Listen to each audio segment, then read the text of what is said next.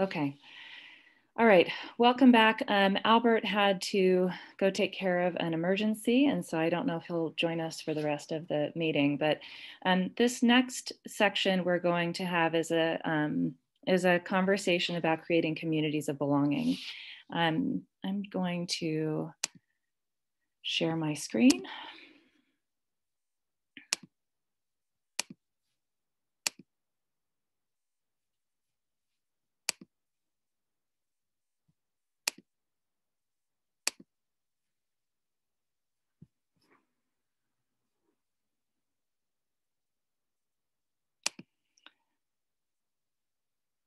Okay, and I just got a question about signing in for today, and there is nothing that anybody needs to sign in for. As you registered for this training today, we have your information and what your officer role is, and so anybody who is here, we know who is here, and we'll send out a link to the recordings and where you can find all of these slides afterwards to everybody who registered.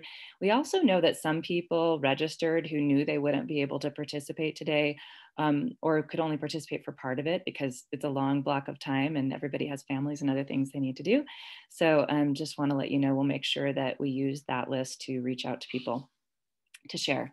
Okay, all right, let me get my notes up here and we'll get started with this session.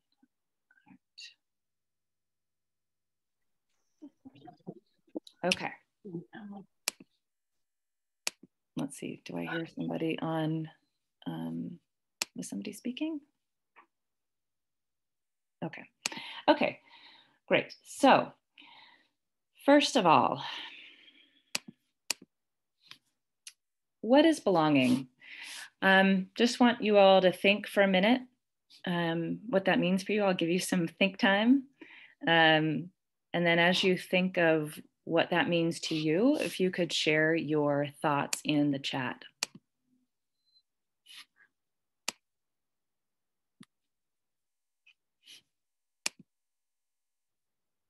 As you're thinking, usually belonging is associated with things like feeling respected, feeling like you have an ability to be your authentic self in whatever space you're in. Maybe you feel that your ideas are valued. Maybe when something goes wrong, you still feel you're a part of a community. We'll just give you a minute or two of think time. And yeah, please go ahead. I love seeing all these in the chat. Please share.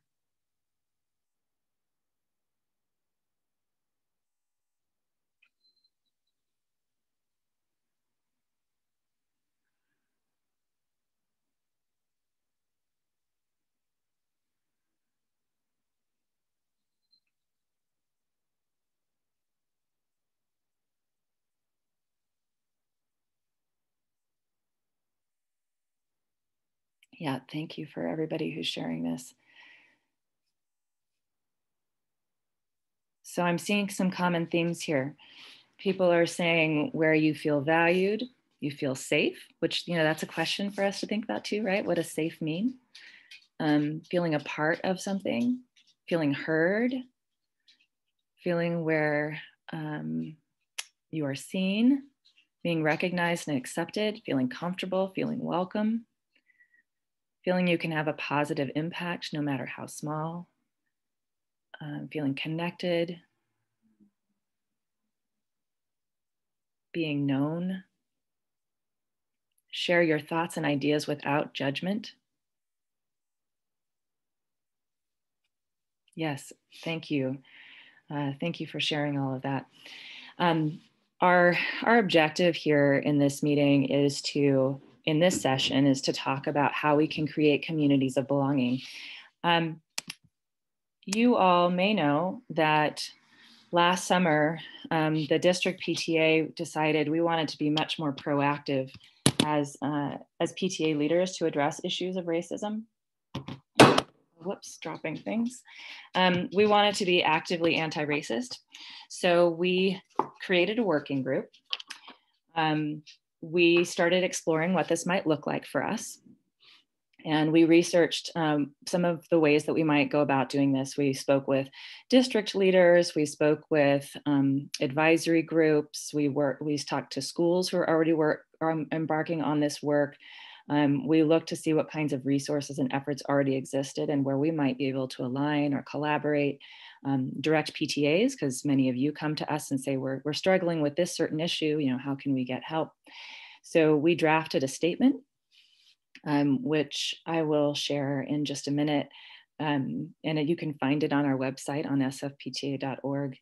And that described what it is that we really wanted to do and be much more proactive about doing. I think we all know that sometimes PTA spaces are seen and perceived to be places for certain people and not for all people. And we don't want that. We live in San Francisco. We love, I think for the most part, we all love being here and being surrounded by just the rich diversity of experiences. And we know that we are a stronger community if we can see, understand, welcome, embrace all of the different ideas and experiences that we have and bring to our schools.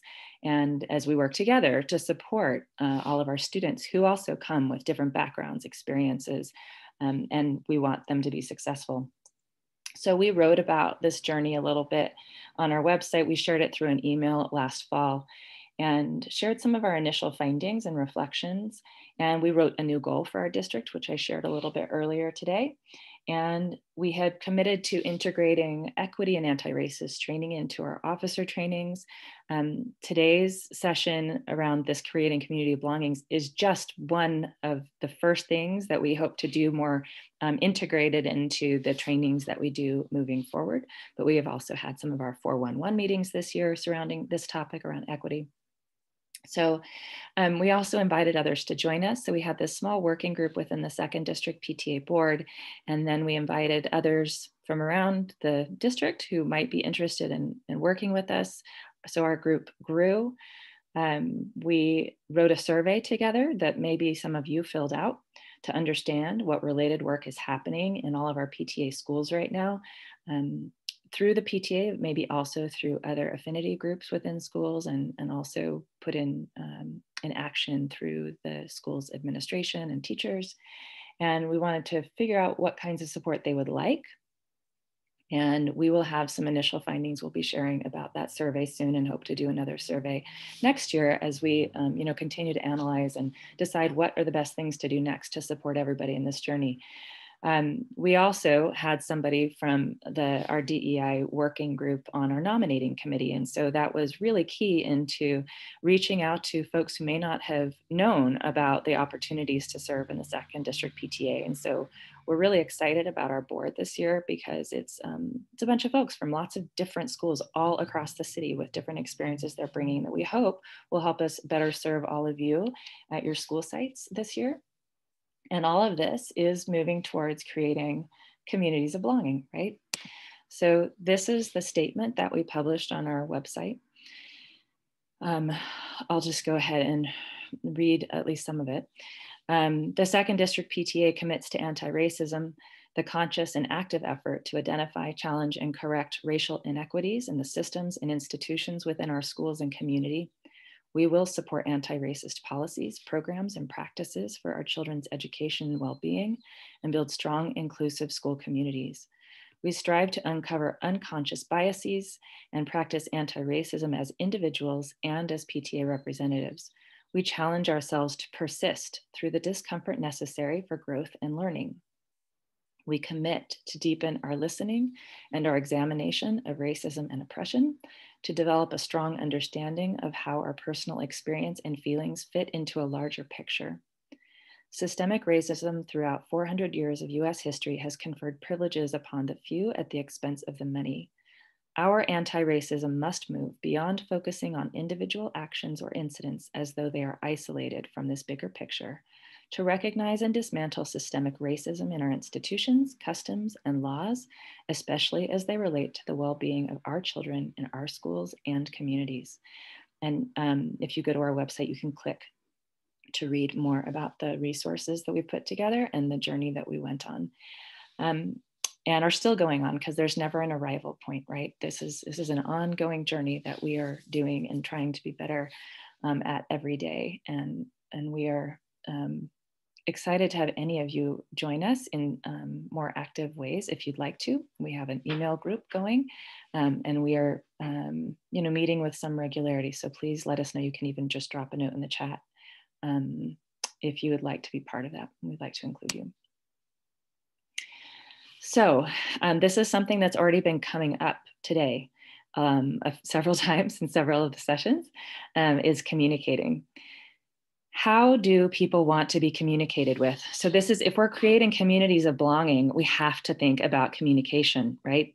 Think about what options and platforms you can use. Some of this was just happening in the chat, right? If people are using WeChat or WhatsApp or email or text, or the websites or robocalls, there are so many different platforms we can use.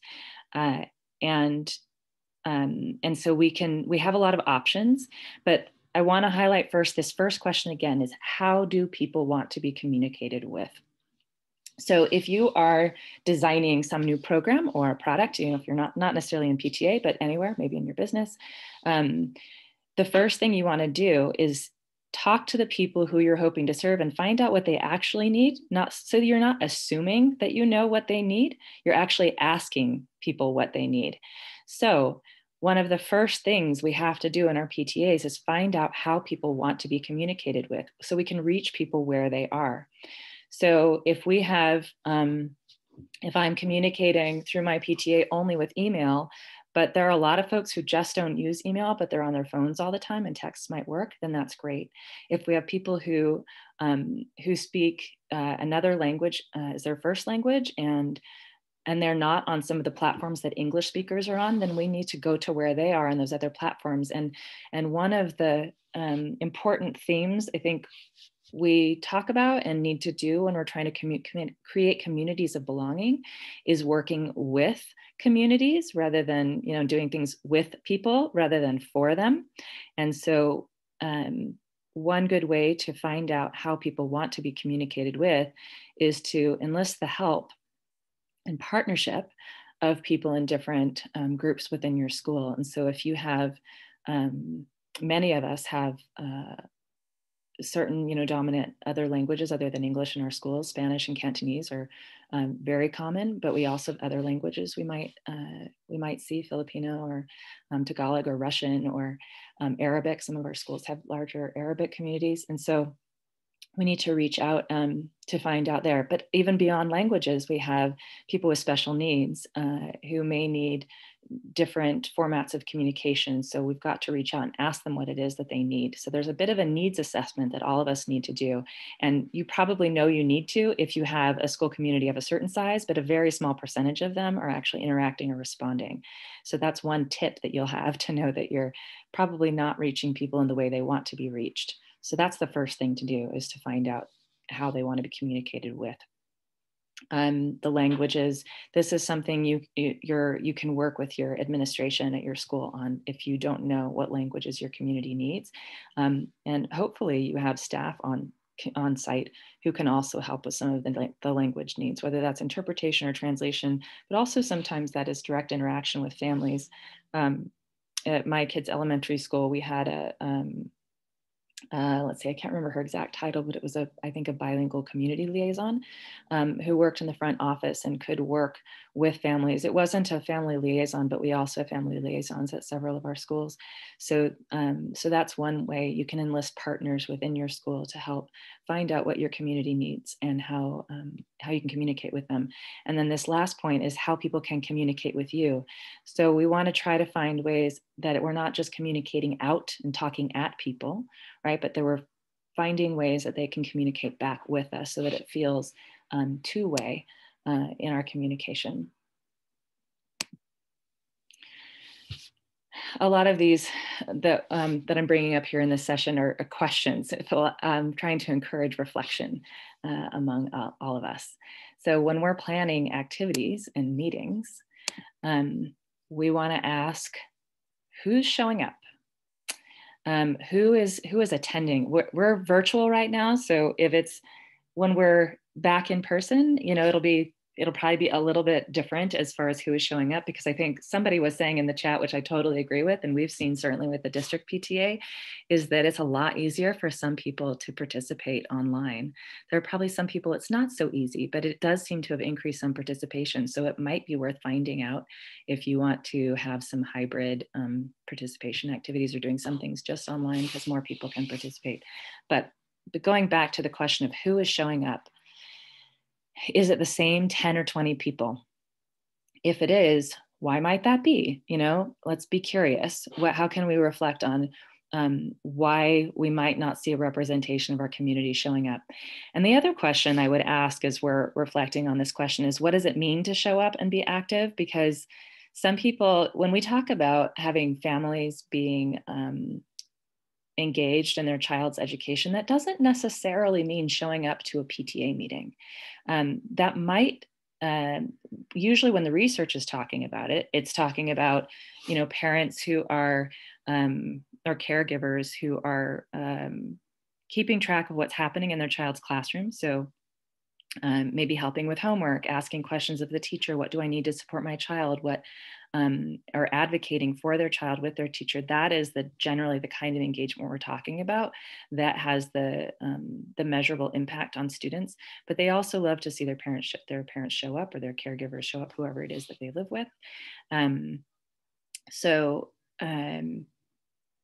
That's just a note I want to say, is that not everybody's going to show up to our meetings, and that's okay. But take a look around you, who's showing up, and also who's leading. You know, what does your PTA board look like? Does it look like your school? Is it representative? Is it representative of the population at your school? And whose voices are loudest at your meetings, both in your board meetings and in your PTA meetings? Are there a lot of voices speaking up often? There are ways we can facilitate. We'll talk in a minute about meeting facilitation, but there are ways to help make sure there's a diversity of voices that are included. When we talk about the kinds of feelings you all were bringing up in the chat of wanting to feel like you belong and your voices are valued, if we want other people around us to feel that way too, then we have to create opportunities for them to even be heard, right? So. And that can include meeting facilitation practices like setting meeting agreements, you know, at the beginning that, you know, like step forward, step back. It's making sure that, yes, please share your opinions, but then remember that there are others who want to share also, you know, and asking people to pause before they share something else if they've already spoken. You know, there are different ways we can go about making sure that lots of voices are included, but also how we respond to voices as they show up. So if there are some voices who feel silenced very quickly, they're less likely to speak up and offer comment in the future. So the way we respond to voices, to say like, yes, thank you for bringing that up.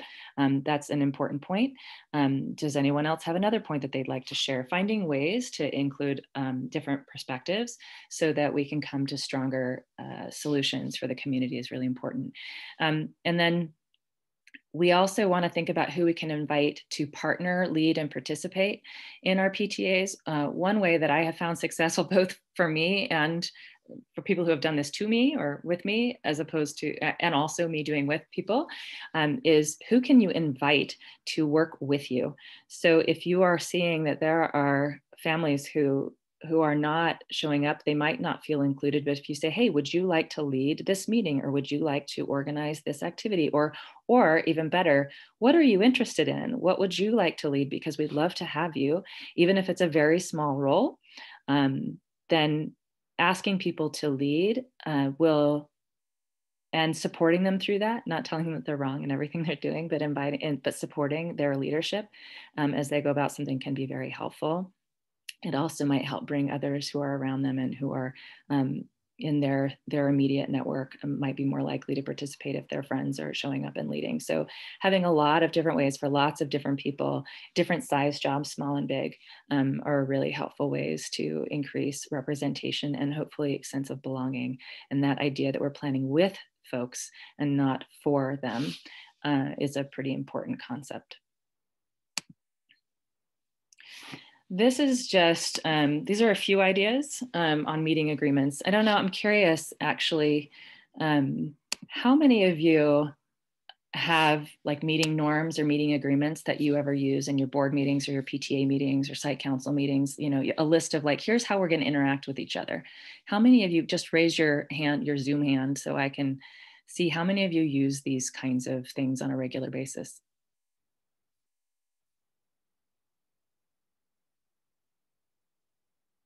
Okay, a few of you. Um, this can help set the tone, right? I think one of the reasons why setting some kind of meeting norms and agreements is important is because things can break down once there's conflict, when there's differing opinions, pretty quick. And so if you center your meeting and start it off with a here's how we want to engage with each other, that can be a good reminder on how people are going to interact. And that's one facilitation tactic you can also take during a meeting is, hey, remember we said that we were going to, like hold yourselves accountable. We said we were going to welcome differing points of view, for instance, that it's okay actually that differing points of view might make our solution stronger. Or, hey, we agreed with each other at the beginning of this meeting that we're going to allow others to speak without interrupting. And so just want to remind that we all agreed to this, so sometimes you can, sometimes groups will actually read through the meeting agreements at the beginning of a meeting. Sometimes they'll just pop them up on a slide if you're in a presentation type of a setting, but that could be one way to kind of ground yourself in how you want to behave with each other. There are a lot. These are not the only ones you have to use. You don't even have to use any of these. You can use some of them. But to me, these are some of the important characteristics and qualities to bring to productive conversation and collaborative partnerships.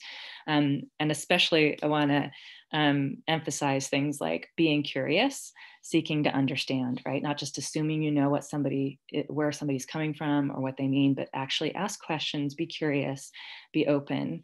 And as you have ideas, as you have concerns in meetings, questions, be as specific as you can. And share examples as often as possible so that it's very clear. And if you're somebody who's listening to somebody share ideas in a meeting, if they're a newcomer who hasn't been coming to meetings before, or if they've been there for a long time, ask questions. Make sure that you're really clear so you're not assuming you know what they mean as they have some new idea on how they want to run some activity or a fundraiser or how they want to run communications in your PTA. Ask questions so that you feel clear and there's no jumping to conclusions. And this can be really hard, but assuming best intentions is also an important thing to try to do. Sometimes there's history that makes that difficult, but if trying to do that can be helpful. And that staying centered, why are we here? So if you think back to the, throughout today, several times we said, why are you here? Why did you decide to be on your PTA board? Why are you involved at your school at all? There's usually some common threads among people. And so if you can remind yourselves that you're here for similar reasons, then that can often also help. This is one tool I wanted to share that I have found useful, again, sort of on that conversations and differing points of view idea is that rarely do people feel yes or no, should we, especially on big questions, right? Like maybe if you're establishing what your goals, here's going to be our 3 goals for the PTA. This is the recommendation. How do people feel about goal number 1? Rarely are people going to say, oh, I love it, or I hate it. Usually they're somewhere in between. And so if it's not obvious where people are on a certain issue, you can use this as a tool. It's called gradients of agreement. It's it's a tactic you can use in building consensus in groups.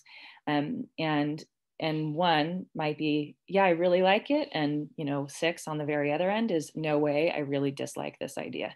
And so if you're in one of these situations where you're trying to see where everybody is on an issue, ask them just what number are you on the scale? And if you've got mostly like 1s and 2s, then you're probably fine. If you've got like a 1 and mostly 3s and 4s and maybe even 1, 5, or 6, then that means you probably need to go back with your idea with the group and talk about how you can improve it so that the folks who are feeling more on the the 4 through 6 range, do you have some suggestions for how we can improve this idea to move forward with? Like what would you change to make it stronger? So that will allow for more productive conversation as you're moving through ideas. And again, building more inclusivity, hearing lots of ideas, making people's ideas feel valued because you're asking with curiosity to figure out how you can make things that you're doing in your PTA even stronger. Okay, so I'm going to stop sharing for one sec.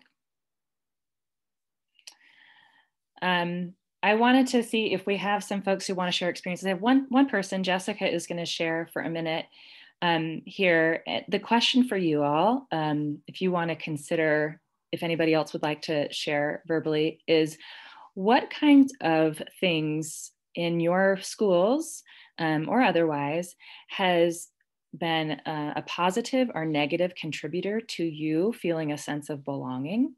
And this is in hopes of just allowing all of us to reflect where we may or may not do some of these things.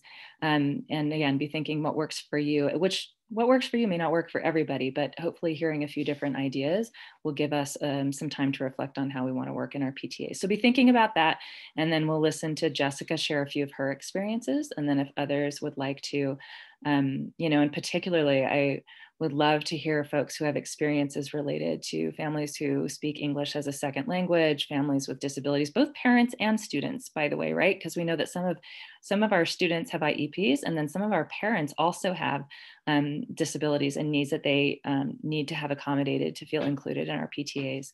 And then we have lots of other situations in our schools. Obviously, we have families who are homeless, we have foster youth, we have lots of different experiences. So anything that you are willing to share, be thinking about that, and we'll invite you to share after Jessica.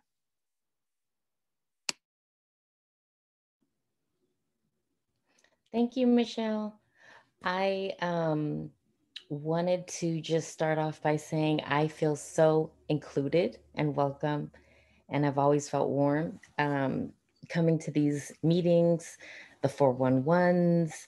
I think the tone that Michelle and Albert and Melissa, Sharon, all of our leaders really, and Nancy excel at is making me feel comfortable. And what I wanted to share about the DEI work that the PTA does really centered for me as a person of color. My father is Black, my mom is Filipina, and she came to this country as an immigrant. And growing up in San Francisco and being around all of our different neighborhoods and cultures, I kind of took for granted that these experiences everybody has and everybody knows. And if you're from San Francisco, you should know this. So there was this kind of taking it for granted that we all understand each other. My experience specifically in PTA as a parent of 4, I have 3 older children, and my youngest is just turned 17. My PTA experience at Rooftop was great and long, hardworking, but there was a diversity of ethnicities there. And because we're a K through 8 school, we had different age groups. And so I didn't really experience any challenges per se. But after divorce and with my youngest moving away from Rooftop and living in the Presidio and having Jade, who was really often the only brown student in her school at Lafayette. And then we went on to Presidio Middle, and now we are at Galileo High School. There aren't significant large communities of people of color or minorities. And so for me, it was an odd feeling a little bit to be not trying to look for my tribe, but looking for people that look like me, trying to find connections, either culturally or just, in other kinds of ways. But my experience, I was not planning to join the PTA. but I was volunteering. And one of the parents, who was the current president, asked me to, if I was interested. And she is Chinese, and I loved working with her. And actually, the other mom was also Chinese. And I just, we all wanted to volunteer. And so my first sense of belonging came from that experience, from volunteering. I did decide to take the PTA role as president, and it was difficult. Um, I was the only person of color on the board, and it was hard to know if I was being received warmly or if it was just a different cultural experience that I wasn't accustomed to. So for me, I had to navigate, um, uh, is this okay or is this not okay? And through those months, I did seek out support and mentorship from the second district immediately at our annual training, which is now online. We met that year, 2 years ago, at this Google space downtown. And I just latched on to community, seeing other parents involved at this district level was amazing to me. I'd never seen that before. And knowing that I could get grounded, experienced advice is what really helped me. Um, After we went on through the year with COVID, I served 2 years. This is my last month serving as president at Galileo. I experienced challenges with administration. And part of it is because I met with the principal one-on-one. I initiated meetings with her to see, is there something in the way that I'm communicating that's a barrier, because I'm not feeling like we're partnering together. And through those conversations and through the work of everything that was happening around me in terms of Black Lives Matter or Asian hate, and it became an emotional experience for me, where I realized that community, what I feel is community, may be different for someone else. And so the training that the PTA offered for cultural bias is what really saved me. So for me, the learning about how I personally react to indifference, how I react to hostility, how I react to sometimes being having a different perspective, and not having a clan or a tribe to kind of support me, has been a growing experience that was actually unexpected for me, working within my PTA group and with the school administration. But it has been the most valuable because when I learned and I got closer with my team members, they began to feel more comfortable with me, seeing how I communicate is different, how they communicate. And so for me, eventually, there became an understanding. I think that Michelle alluded to what we think of PTA is as a space, and what it actually can be, is why I wanted to join the PTA at the district level, is just to let other parents that may have preconceptions of what PTA is about, to kind of break down those misconceptions. And for me, when I saw other leaders of color at the national PTA level, at the CAPTA conventions, I just became very excited quite frankly, knowing that I wasn't odd as a person of color being in PTA. So I don't know if I fully shared specifics, examples of my experience about feeling included, feeling that the PTA should be, and I'm hoping will be, even more diverse. I am so happy to be here and to just share and partner. And I'm so proud of San Francisco making a statement that we will be anti-racist. And I'm full, and I think that's it. Thank you, Jessica. Always appreciate you sharing your personal experiences.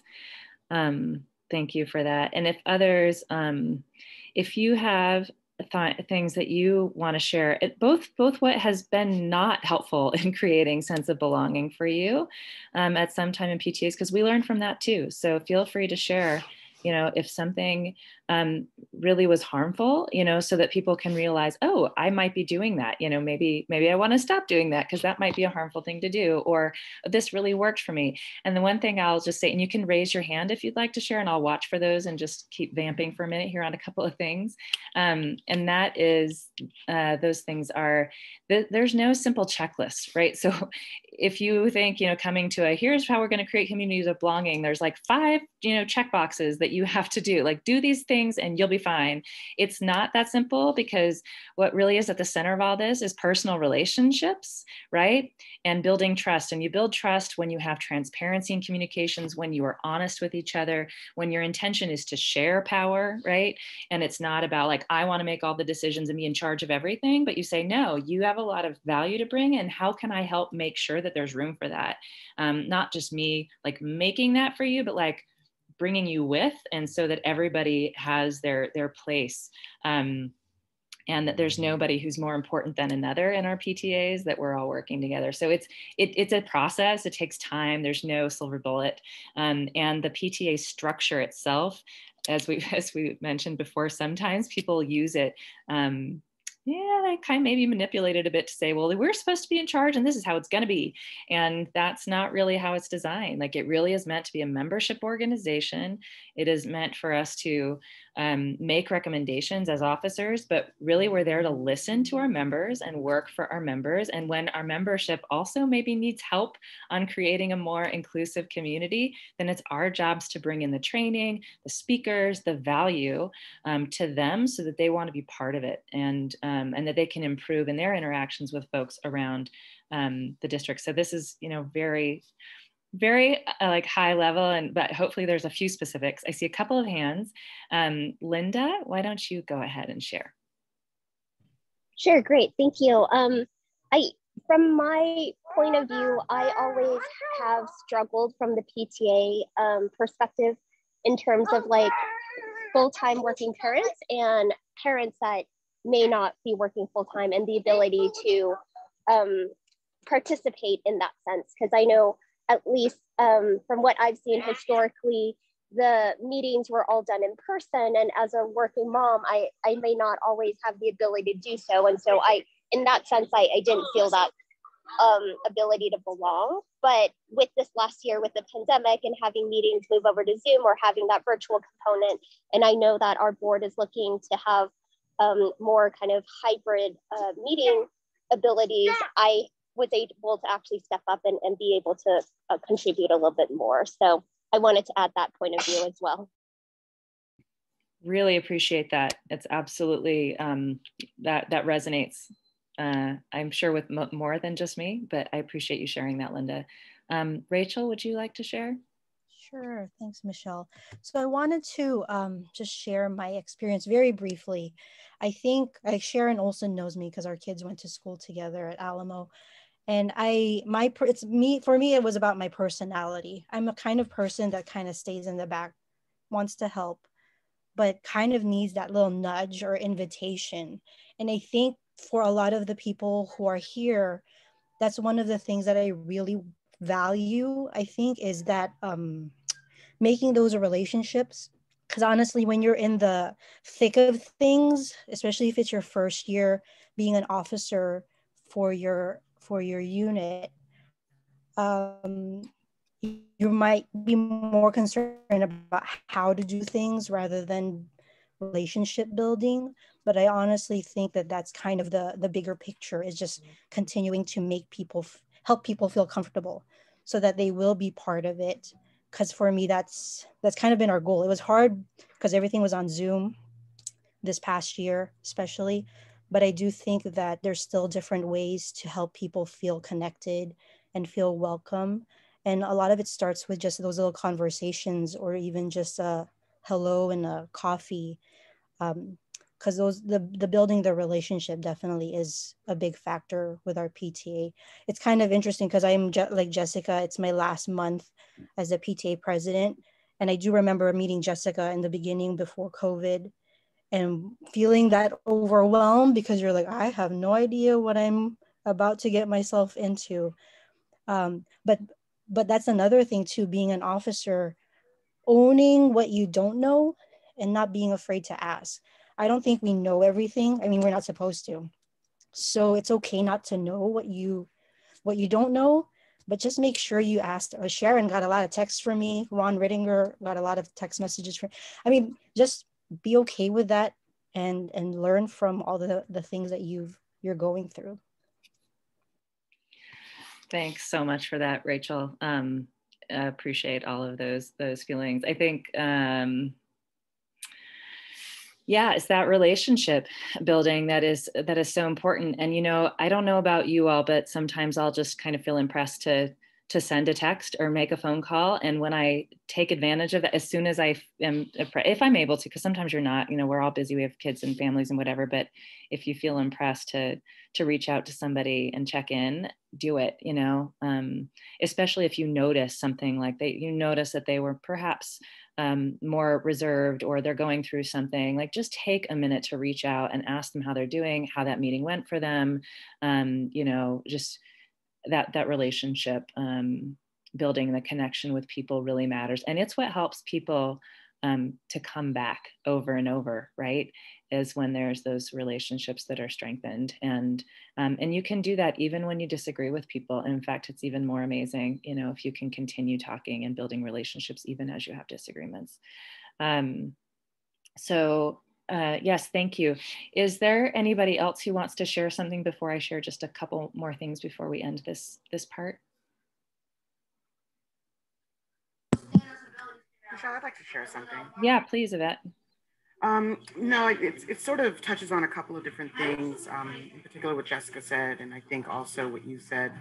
You know, it's so interesting this particular year, all of the different things that were happening in this country, and sort of as it relates to Black Lives Matter, as it relates to Asian hate. And for me, and the experience that I've had on the PTA is sort of the only Black voice that was there and present in the room. You know, there was a definite amount and a heavy weight of sort of this responsibility that I think we all have to be aware of when we're in our PTA communities, that while the voices that are showing up at the meetings are important and they are representing themselves, they certainly do not represent the entirety of, in my particular situation, the Black lived experience of every Black person at my school. So being very aware, I think, is important. I had to have a conversation with my PTA president about that. You know, that I'm not checking a box in this particular situation, I'm checking my box and my family's box. So it's important that we recognize that lived experiences, they can vary in so many ways, but they can also inform how people communicate, right? So I had to have a lot of conversations with my PTA, just, you know, about how to speak with people that they aren't very comfortable with in the same way, because, you know, they don't show up at the meetings, and just really making sure that we're very, very careful to meet people where they are, and that we aren't including or creating whatever the construct is that you believe in that particular moment is the conversation that you would like to have, not letting that be the driver. So in particular with Black Lives Matter, I was the co-chair for diversity and inclusion this year. And I was getting a lot of phone calls and would you like to post this? And would you like to post that? And should we post this? And I said, right now, a lot of us are processing, but I appreciate that input. And we will put that out there when we are comfortable. But as an APAC, we have spoken to our community members. And, you know, it's not our responsibility right now. And I had to try to really encourage people to understand that. So just remembering that, I know it keeps being said, you know, there's a lot of differences in the way that people approach any given situation based on where they come from, and just checking yourself to make sure that you're not putting pressure on someone based on whatever it is you believe a particular group of people or gender should be acting like. So it's really important. Meet people where they are, understand that we all are different. There's not a monolithic approach to anything here, and it's important to recognize each individual voice. Thank you so much for that reminder. That was really helpful. Thank you.